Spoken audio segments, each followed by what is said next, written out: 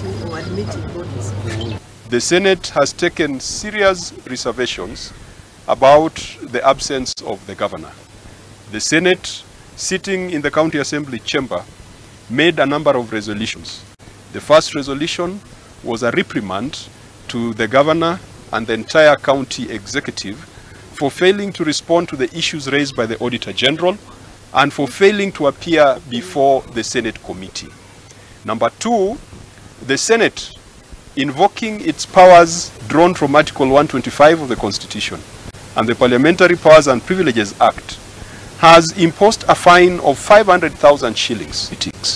We came to see what the money that Senator Dulo and the rest of us have been fighting for to come to the counties, what that money has done.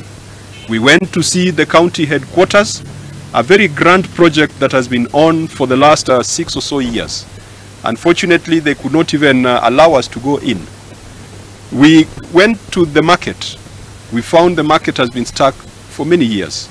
We've gone to the stadium. We found the stadium is a white elephant. We have come to the dispensary here. We have found that it has become a slaughterhouse rather than a place for treatment of patients. We have gone to the mortuary.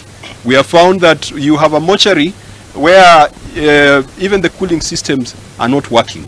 And they were blaming us for turning off electricity, saying that it was working before we came. This is not the promise and dream of devolution. The people of Isiolo are Kenyans. They deserve better.